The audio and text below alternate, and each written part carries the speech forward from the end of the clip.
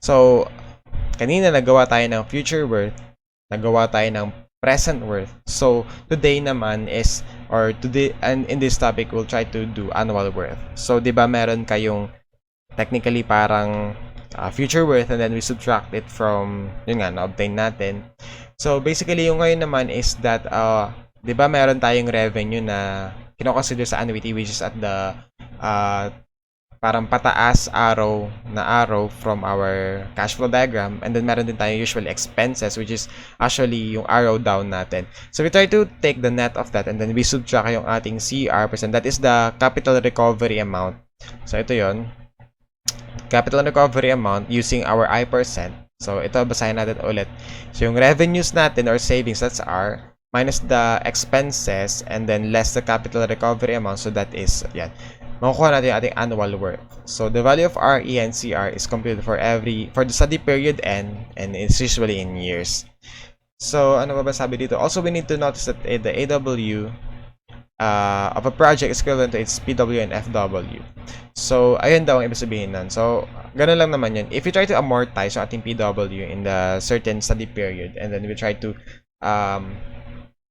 pag tinry natin na pag-subtractin yun, then most probably we'll be able to get our AW. So, ito, AW is actually PW times A given P, that's I percent N, or AW is equal to FW and then A given F, I percent N.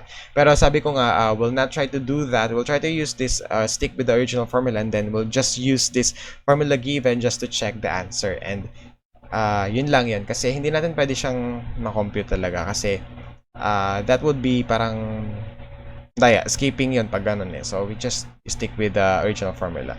And then, AW decision rule, that's just the same for PW, and then same for our FW, is that if our AW is greater than or equal to 0, then the project is economically justified. Now, if it is equal to 0, diba, technically, parang mangyayari lang yun dyan. Wala talaga tayong profit or wala talagang really benefit from that project. But still, it could still be constructed kasi wala naman tayong loss. Kaya, technically, we could still always say that is economically justified. Though, in most cases, we try to avoid having a 0 value for our AW, PW, and then FW. Okay. So, sabi dito, the CR amount for a project is the equivalent uniform annual cost of the capital invested. So, it is an annual amount that covers the following two items: loss in the value of the asset and the interest on the investment capital. So, ito yung kung paano kinocompute ang ating CR, which is using the I percent. So, if you have the investment, you try to amortize that. So, di ba present yung investment? We try to amortize that, and then yung salvage value niya, i-amortize mo naman siya, well, considering na nasa future siya. So, ganun lang. And then, the difference would be your CR. So, ganun lang naman siya simple. And then, if we try to have this in the formula, so, ang mangyayari lang dyan, yung ating investment is in the present worth. So, that is negative, and then yung salvage value would be positive. So, later on, I'll show you para madali natin siya makompute. Though, pag gets nyo yung idea ng capital recovery natin is that ganun lang naman siya, investment, salvage value minus investment. Okay? So, same lang din pala. Yun nga yung sabi ko kanina. Example number 1 will be using the same thing for that. So, we go back to example number 1.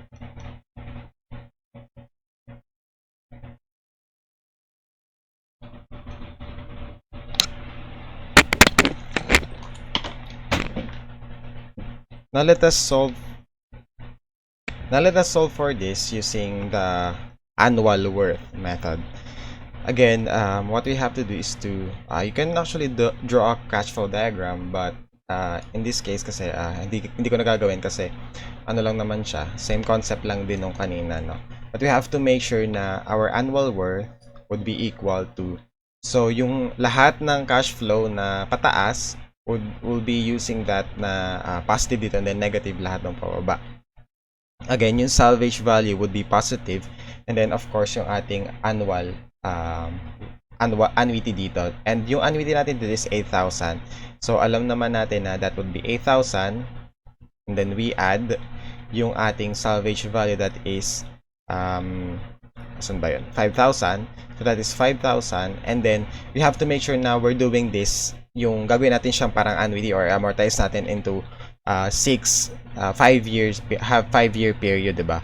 So with this we have knowing that this is the future value, diba? So we have to make sure that this becomes 1 plus, then we have 0.20, okay, 0.2 raised to 5, and then minus 1 over 0.2. But remember, this is the factor that we use when we want to convert yung certain amount into its amortization or annuity schedule. So with this, we have to take the reciprocal para maging ano na siya, yung the other way around, diba? So with this, we subtract yung ating the investment cost that is being amortized into parang annuity. So we have this as 1 minus 1 plus 0.2. We raise this to negative 5 and then 0.2, but we have to make sure now we express this whole term on its reciprocal. Okay, and I think that's all for this annuity. And then we can just find the value of our AW. Okay, so from this, we could have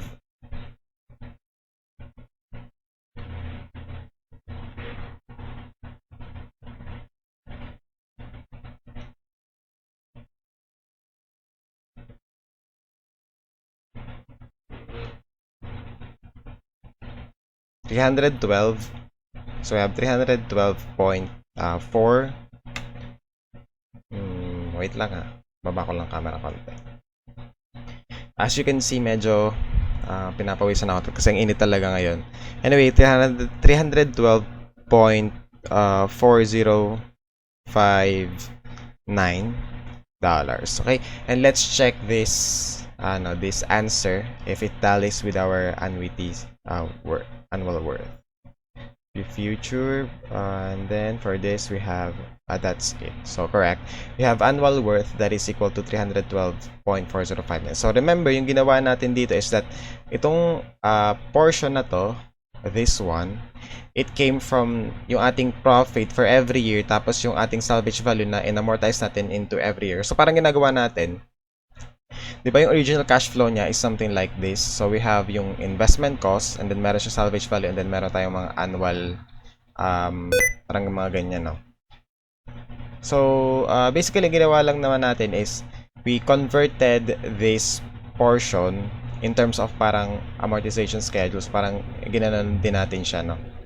And then of course this one, itong initial natin, investment, we also tried to to convert that in terms of parang annuity schedule. So parang gano'n naman siya. And then the net will still be actually kahit kasi i-check mo yung isang net dyan, same lang din all throughout. Kaya ayun, the formula will still hold true to any portion that you select in that case. Basta we have to make sure that this is rewritten in its amortization or annuity form, parang ganon.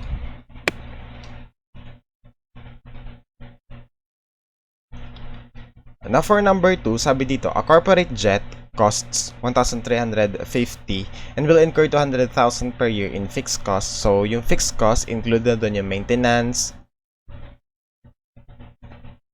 Now let's have number 2, and it says here that we have a corporate jet that costs 1,350 and will incur $200,000 per year in fixed costs. So we have the fixed costs including yung maintenance, licenses, insurance, and hangar rental.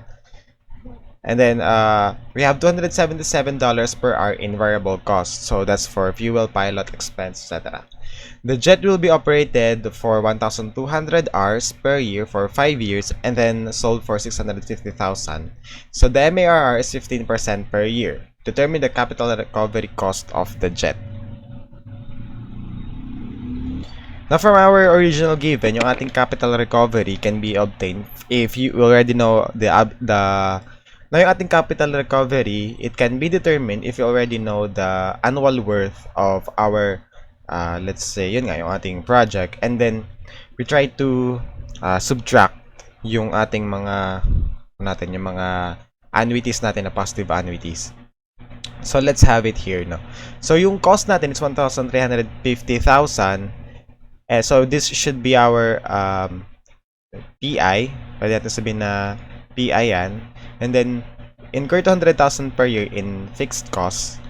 Okay, so this one is also an addition to our fixed cost. So pwede natin siyang i-add dito so for PI. So itong kabuuan to. Okay?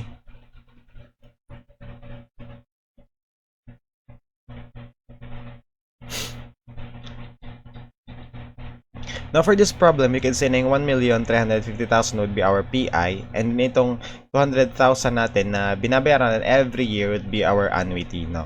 So, sabi dito, meron tayong variable cost na 277 per hour.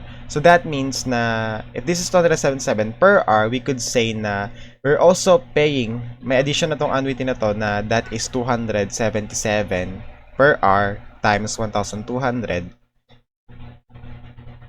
per year. So, meron pa tayong additional annuity, no? So, parang A1 and then A2. We could say na this is amounting to I think that's 332,400. So basically, may meron tayong binabayaran na ganyan pa per year kasi syempre may variable cost pa siya. So ilalagay natin sa A2 natin. So 5 years siya, so N would be equal to 5, and then we have to sell this for 650,000. Therefore, ang ating salvage value is 650,000, and then MARR is equal to 15%. Okay, so basically, kompleto na yung ating mga given, and then we just have to determine na yung ating capital recovery cost. So, di ba sabi natin sa formula, AW is equal to yung ating, let's say yung ating mga annuity, but in this case, I don't think annuity yung designation. That's revenue. Okay, so gawin natin revenue para mas tama siya. So yung revenue natin and then minus expenses, that's annual expenses, no? And then that is minus the capital recovery in terms of percent. So if we're able to determine the revenues, the expense, and then the annual worth, then we can determine our capital recovery in terms of 5% interest. Now, how do we determine our annual worth? So, from this kasi, we could say na, di ba, yung fixed cost natin is 200,000 per year. And then, meron pa tayong variable cost na 322,400 per year. So, we could just lump them up. Pwede natin sabihin na 200,000 plus 332,400. Okay? And then, we have, so, yan na yon. And then, yung cost natin ng jet would be 1,350,000. Diba?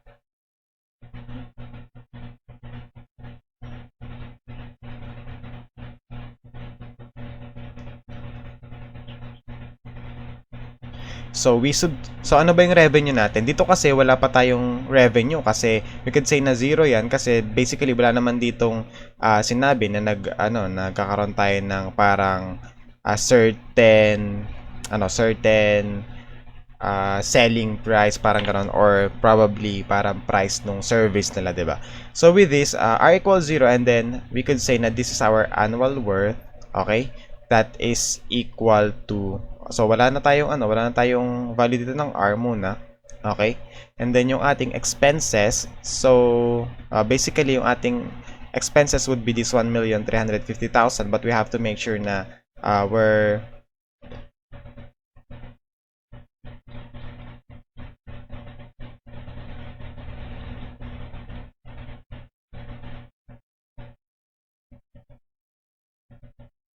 now, from this, we already know na yung formula naman natin for capital recovery would be that investment, and then given our investment or yung PI natin, we could use yung ating A given P, and then yung I percent natin, and then N, and then minus yung ating revenue, and then we have F given A. Sorry, hindi pala to revenue, but yung ating salvage value. So, SV, then F given A, or sorry, A given F, baliktad tayo. A given F, and then that's I percent, and then N. Okay, so from this, your CR would be equal to 1,350,000. Multiply natin ngayon sa kanyang present worth factors, that's 1 minus 1 plus 0.15 raised to negative 5 divided by 0.15, but we have to make sure now we use the reciprocal, and then minus salvage value, that's 650,000 times 1 plus 0.15 raised to 5 minus 1 divided by 0.15, but we raise this to its -1 or the reciprocal. Now, from this equation, we could obtain the value of our capital recovery in terms of I%, MARR, 15% per year. That is equal to 306 and then 320.8867 dollars. Okay? So, from this expression, we were able to obtain yung ating capital recovery of the jet. And basically, yung capital recovery lang is we're not amounting yung ating mga annual expenses. So, yun lang naman yung capital recovery natin. Now, what is the EUAC of the jet? Now, for letter B, what is the EUAC of the jet? So,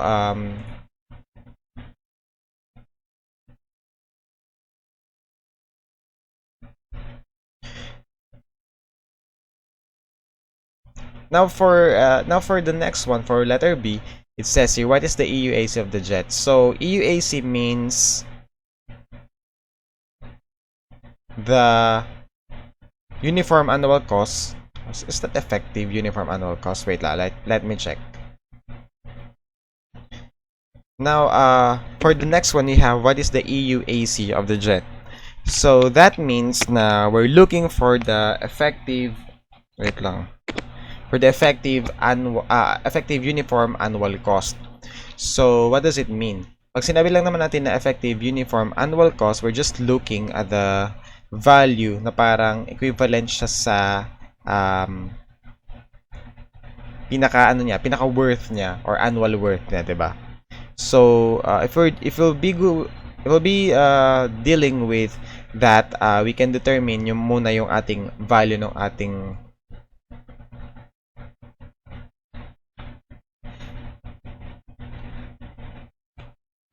So, to solve for EUAC, that just means na we have to find our annual worth. So, in this case, pwedeng hindi na tayo mag-compute ng the rest na marami. Kasi ito, given na yung ating capital recovery, we just have to determine yung ating revenue minus expenses. So, technically, wala tayong revenue kasi kung mapapansin nyo, 0 yung ating revenue, diba? So, from this, kasi wala naman tayong parang binebenta or what, or any service na in-offer na may kapalit na pera. So, from this, we can say na that is 0. Okay? So, that is 0 minus. So, yung ating expenses. So, kasama sa expenses natin would be yung 200,000, diba? And then, yung ating variable cost, that's 332,400. And then, we just have to add this, subtract. So, yun. So, subtract natin tong 306, 320.8867. And then, this gives us our annual worth that is equal to negative 838, 720.8867. So, basically, if you want to report about the equivalent uniform annual cost, then that means na you'll be reporting the positive value. That's 838,720.8867 dollars. And basically, this is your EUAC. And paki-edit na lang to, that should be 20.8867. So, ano ba tong E na to? E is just the expenses na nakuha natin dito, diba? So, that's basically the sum of this 200,000 and then 332,400. That's why it's 532,400. So, hindi naman to talaga kailangan pang hanapan pag EUAC tinatanong. Pwedeng diretso na tayo dito, no? It's just that pinakita lang natin dito na that is the sum of the expenses obtained from the fixed cost per year and then the variable cost per year. Okay, so I hope ay malinaw itong ating annuity or annual worth method. It's just that we have to amortize any payment na done at the present and at the future para maging annuities sila, diba? And from that, yung net value would always be considered as our annual worth. Again, the same decision principle. If annuity is positive, then we can consider that the project is justifiable. But if not, then it is not justifiable. Sometimes, hindi naman kailangan nating alamin kung if it's justifiable. Sometimes, we just want to determine our annual worth or EUAC so that at some point, we can adjust yung ating mga expenses or probably yung ating pricing for the selling price so that we can meet with the cost na nag-incur dun sa ating business or project.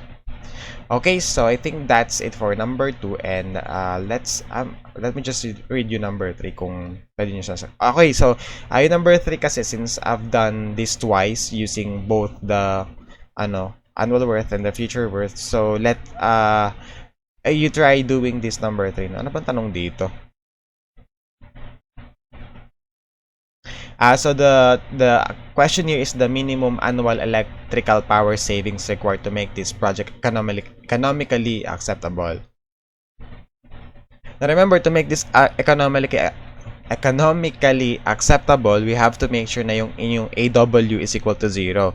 So just equate this general formula into 0, and then yung makukuha nyong value for our, kasi 'di ba yung matitira diyan would be yung inyong revenue, I think. Kasi yung expenses nyo would be R minus E. Kasi technically, ang mangyayari dyan, yung inyong capital recovery would equal to the difference between your revenues and then this expenses, diba? Kasi salvage value lang naman ang meron at saka yung inyong investment cost. So basically, capital recovery lang makukuha nyo. And then you have to make sure na yung annual worth would be 0. So that becomes R minus E would be equal to that capital recovery. And then, ano pa ba yung dito natin. So, kasi yung R minus E, yun na yung parang pinaka-profit nyo, So, savings ang mangyayari. Yun yung makukuha nyo sa savings, which is using yung 0.1 per kilowatt hour. Okay. So, I'll go ahead to number 4 muna. Now, an automobile leases are built, or automobile leases. Now, for number 4, so I'll proceed to number 4 na. An automobile leases are built around 3 factors: negotiated sales price, residual value, and interest rate. The residual value is what the dealership expects the car's value will be when the vehicle is returned at the end of the lease period. So basically, that's the salvage value. Parang residual value lang in this case. The monthly cost of the lease is the capital recovery amount determined by using 3 factors. Okay? So basically, ito yung babayaran mo monthly, but we have 3 factors to consider. Now, the first one is, we need to determine the monthly lease payment for a car that has an agreed upon sale, so 34,995.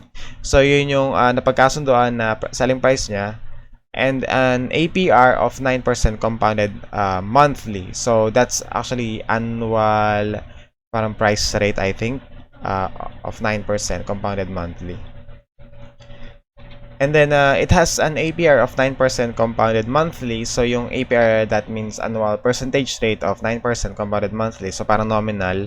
And an estimated residual value of 20,000. So that's basically your salvage value at the end of a 36-month lease. So basically, we have 3 years, diba? An upfront payment of 3,000 is due when the lease agreement contract is signed. So basically, magbabayad ka agad upon agreement to upon agreement to your lease.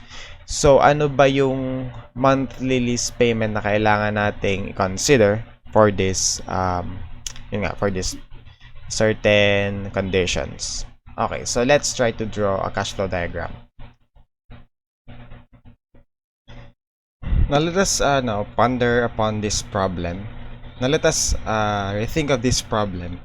So we're looking for the annual worth in this case, and annual worth is usually equal to the revenue minus the expenses, and then ano pa ba, plus the I, and then yung factor ng I, which is actually this is the investment. So basically,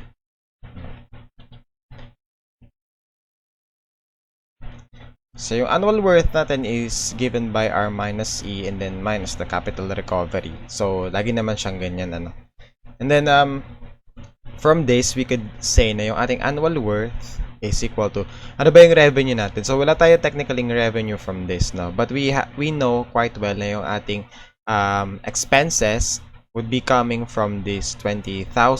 I mean not 20,000, but yung ating 3,000, diba? Which is paid actually upon agreement. So technically that is included in our expenses. So 3,000, if that is paid at the moment, it was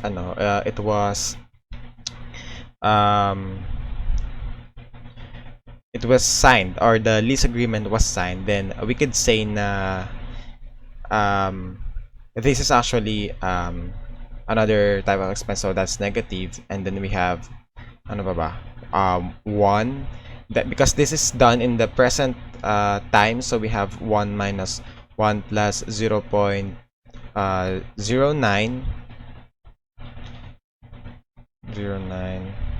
and then divided by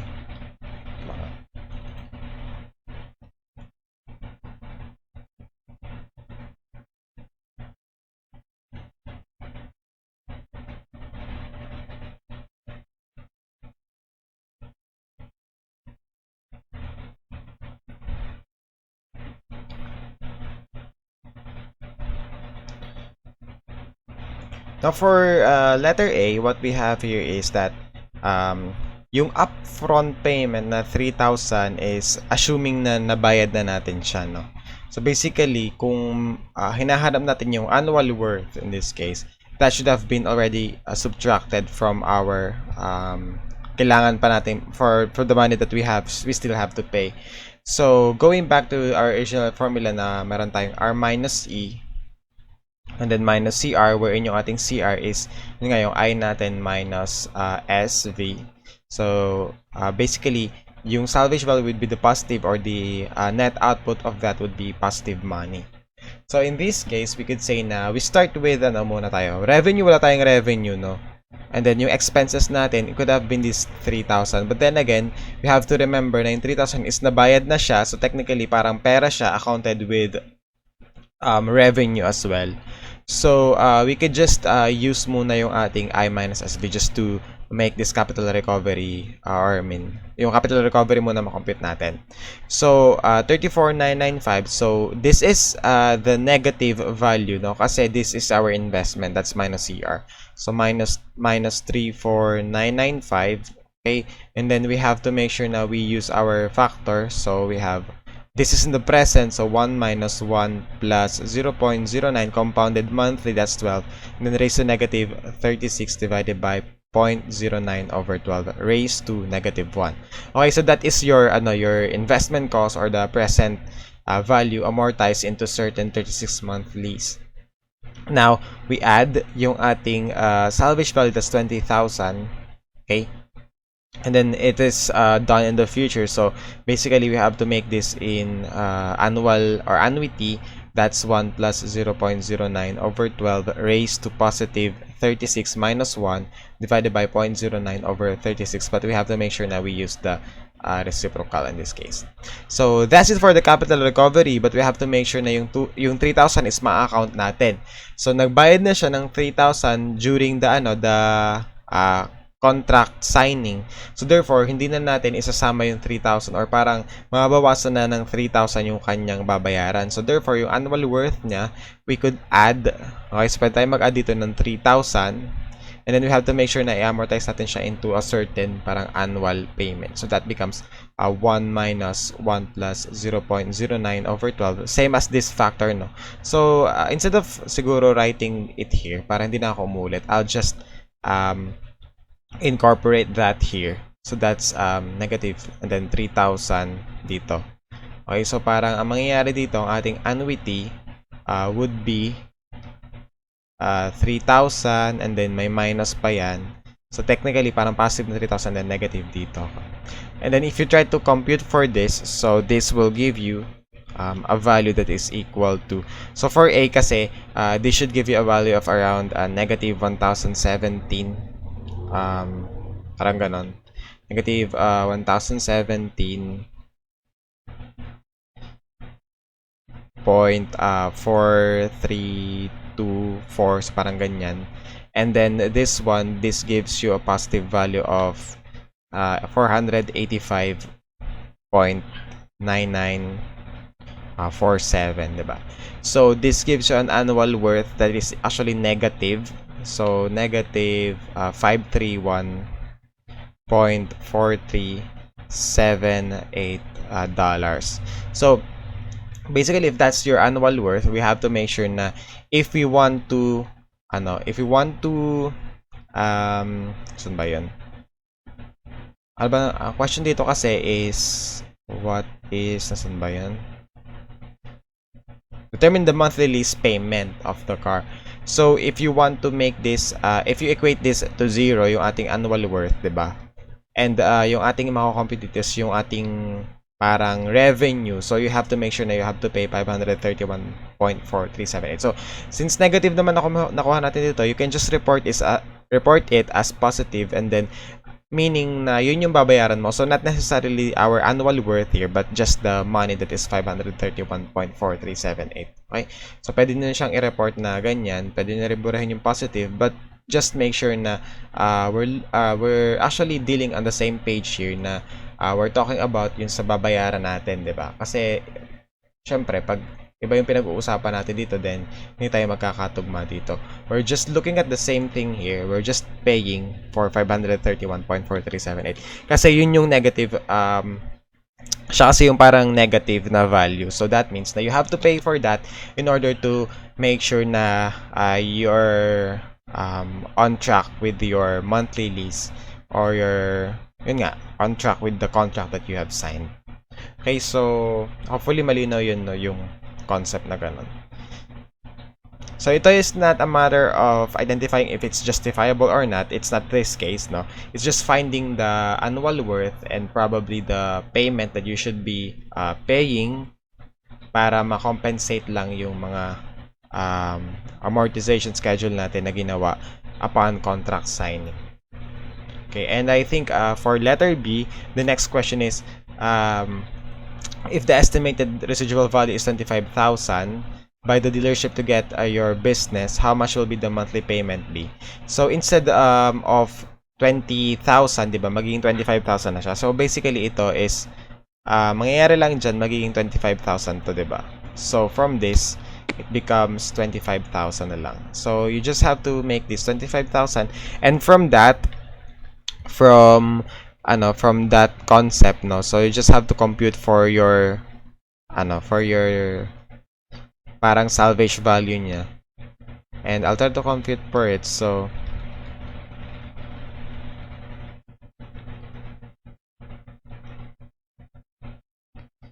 okay, so this gives you 607. Okay, so this gives you now, so instead of 485, you will be having 607.4933. Okay, so from this fact na 607 na siya, so you can just add or subtract siya, or anything na you like. Basta you have to make sure na you'll try to take the difference between these two values, no? And then by taking 1017 plus 617, so your annual worth in this case will give you negative 409.9391. So parang deficit ka nung ganong amount, so kailangan mo siyang bayaran just to make up with all this automobile leases natin na ginawa in this certain scenario for letter B. So ano ba yung tanong dito? Actually, may explanation dito na binigay. The customer might experience an actual residual value of less than 25,000 and have to pay the difference in cash when the car is returned after 36 months. This is the trap that many experience when they lease a car, so be careful not to drive the car excessively or damage it anyway. Okay, so in short daw, usually may mga kapag nire-return natin yung car for this so ito yung nagiging trap natin. But anyway, the concern here is not really the car, but yung concept nung ating annual worth. So kapag meron kayong certain value ng annual worth, and then you just have to subtract or add or whatever is the operation. So, pag positive yun, then your project is justifiable. But then again, kung ang pinapakompute naman sa inyo is mismong annual worth in a way na, revenue and then expenses. So, yung annual worth natin is in-assume natin na 0. So, basically, kung hinahanap natin is yung mga expenses, so we can also use that amount. If it's negative, then that means na yun yung kailangan mong bayaran, and kung halimbawa positive naman, so medyo excess na yung binabayad mo in that case. So it's just an assumption that we're having this annual worth equal to 0, no? So that becomes yung R minus E mo yung actually nako-compute natin. Hindi talaga annual worth yan. Actually, nalagay ko kasi is annual worth. But then again, yung R minus E yan.